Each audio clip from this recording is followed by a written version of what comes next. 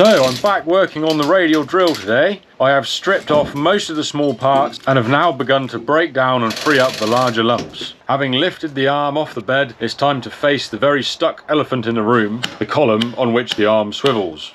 When we last saw this area of the drill, I was arguing with a pinion that raises and lowers the arm on the column. This is the only place there can have been water ingress into the column, so I believe most of my issues will be here. So it's been sat here soaking now for several weeks in kerosene. This area has been filled up and some of it has dribbled all the way through, which is a really good sign. So I'm just going to drag it out now into open space, get some leverage on it, and we'll see if it moves. What do you think, Poppy? Is it going to move?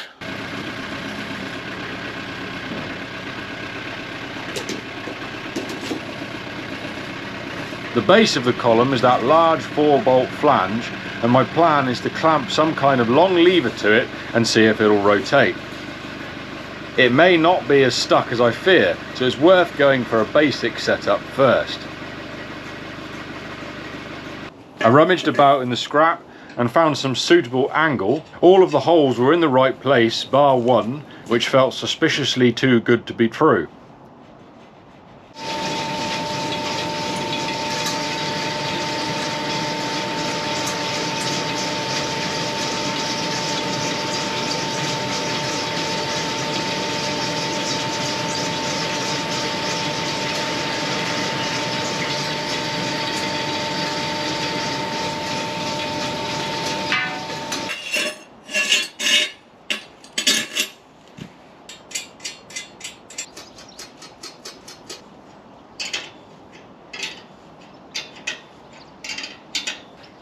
Using the bodger's friend that is threaded rod, I was able to create a rigid enough lever ready to be tested.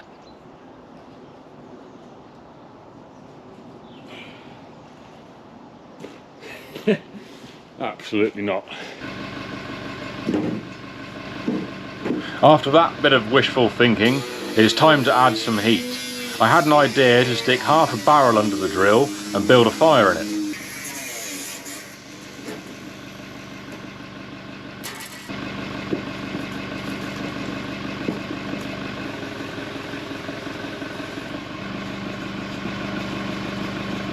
I also upgraded the lever for a piece of channel that wouldn't bend so easily.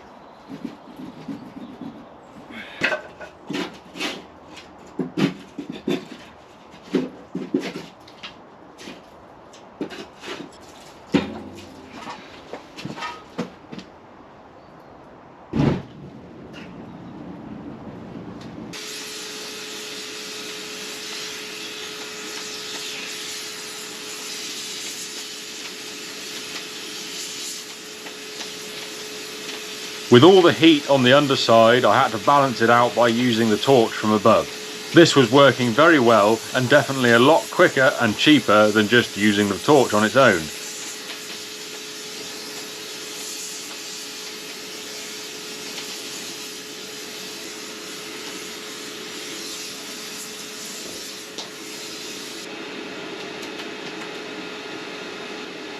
It quickly became obvious that the weight of the drill itself was not enough to hold itself down, so I began to add bricks as a counterweight and continuing to raise the temperature.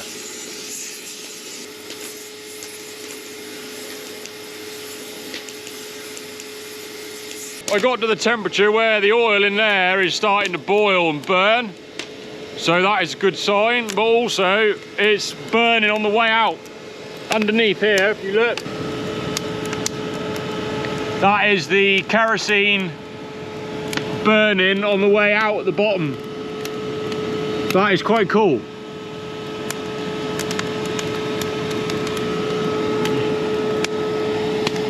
We also have hot oil coming through here as well.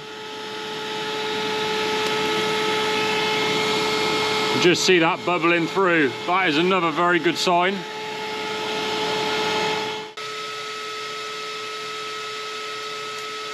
Even with all the heat and the bricks, it still wasn't wanting to rotate, and was clear I needed to bring out some big guns. My main issue here is keeping it still enough to apply the required forces. I could have added more and more and more counterweight, but I didn't want to push this setup any further. especially with that lever point on the end of the arm. The last thing I want to do is snap that off.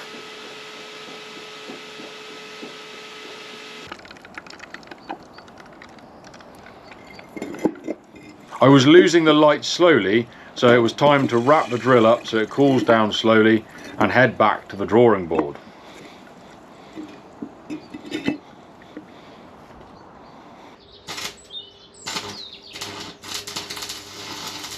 I have this very low and heavy bench which is handy about the workshop. I unburied it, dragged it out and welded it to 2 lengths of channel to create a big flat base.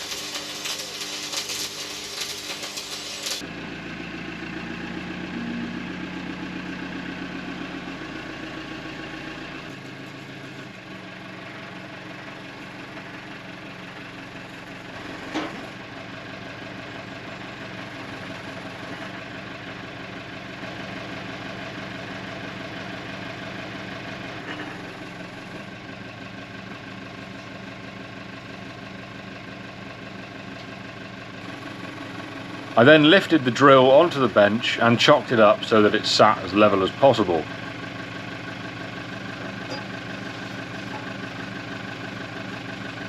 My idea was to clamp it down so that the end of the arm would free float and so not be subjected to any forces. To do this, I set about welding studding to the bench and bolting the drill down with straps.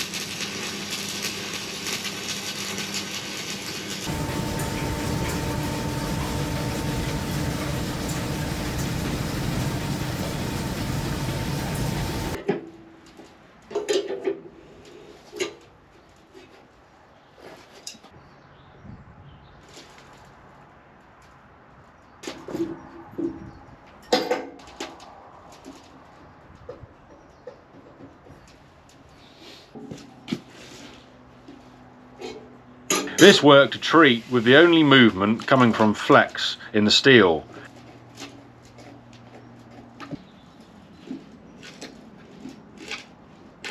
I solved most of this by dropping a lot of heavy stuff on the channel and pinning it to the ground.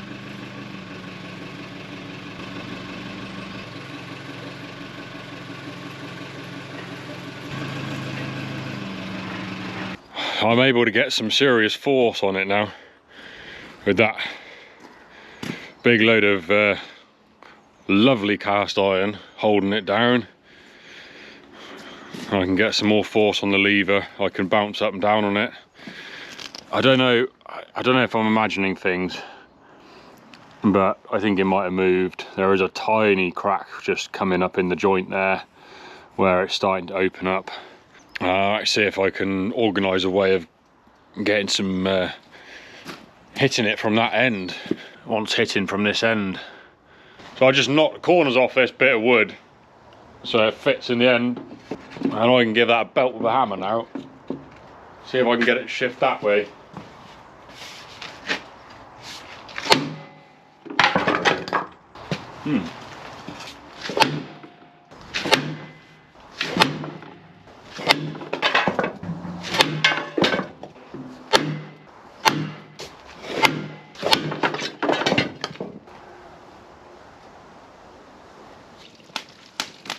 The bench setup is doing a brilliant job of holding the drill still, so it's time to bring back the fire. This time I added mesh sides to improve the airflow and managed to sit the fire under the problem area more accurately. This resulted in a much larger and hotter fire, and the oil was burning very quickly.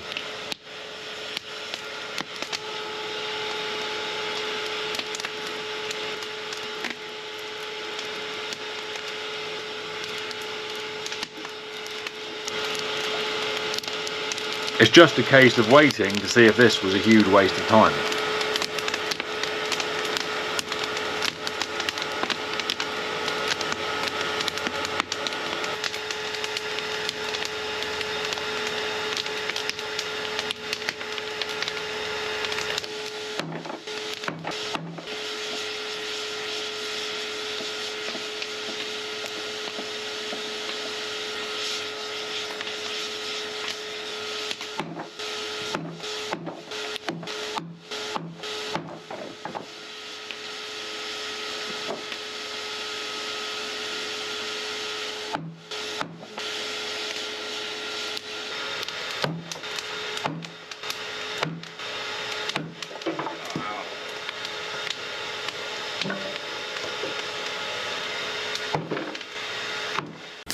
Well, it still won't rotate, but I have made a bit of progress with the hammer. The thickness of my 6-inch scale goes in there, so we're getting somewhere. I've got an idea. Let's see if we can get it going a bit quicker.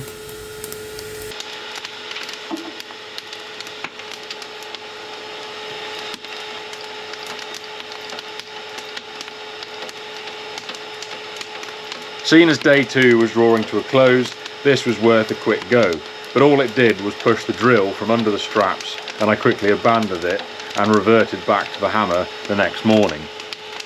It is now day 3, and my idea was to weld some studding on the back of this slug of steel, which is then bearing on the top of the column, and that goes all the way through, and then bolts in place with this strap so it stays in place. And then the idea is I can smack that directly, so we've got the steel hammer on the steel slug on the iron column, putting a lot more force and a lot more shock through the part, which I think is what is making headway at the moment, because you can see we are really cooking with gas now. That gap is getting a lot bigger. I'm happier to put that shock through it now because I got it moving with the timber. I don't like doing it before it's moved because you don't really know how much force it's going to take to move, but as soon as it moved last night, about 30 to 40 thousandths, then I'm happy to give it, you know, a bit more grunt.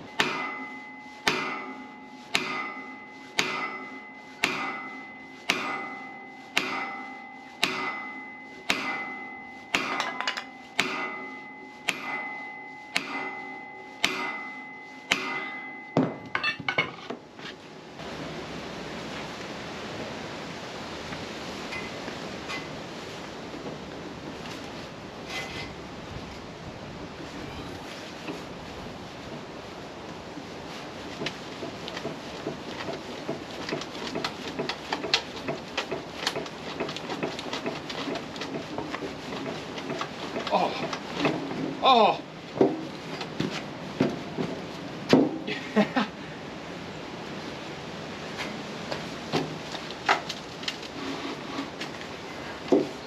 Yes! Yes! You beauty!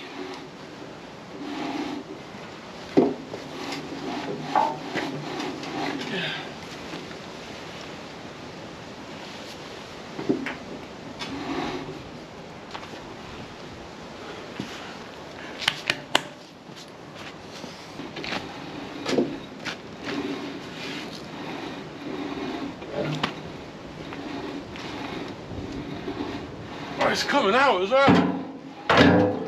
Oh, I knew it would just go.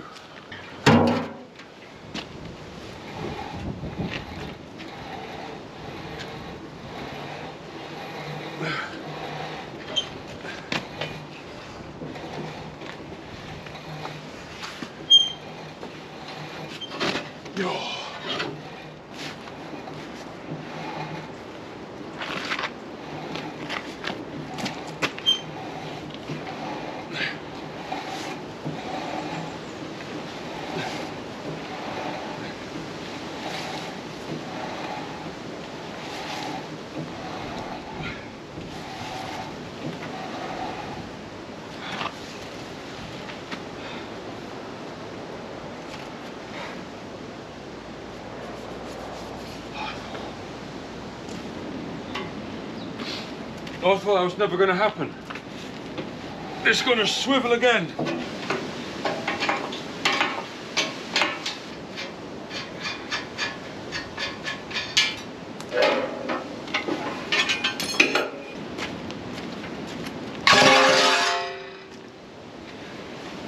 So you can see what was causing it to stick. Lots of rust and pitting. There's the bottom of the rack coming through a machined slot, and then that bears down on this surface to push the column up. It's just water coming in past that pinion, coming in there and then working its way around between these two surfaces, causing lots of pit inlet. That was all it was, which is what I had suspected and what I had hoped, because the rest of the surfaces are really nice. Not seen the light of day since it was put together, I expect.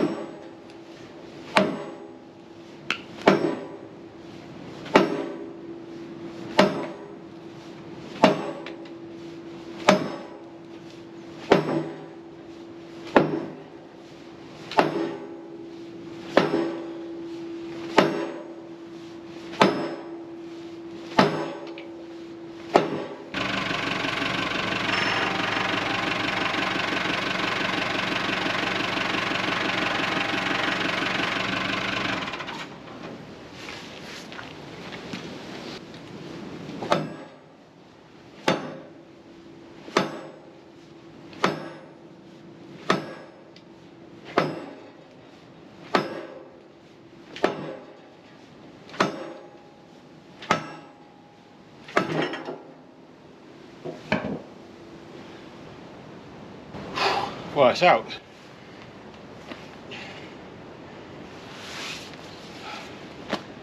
Jeez.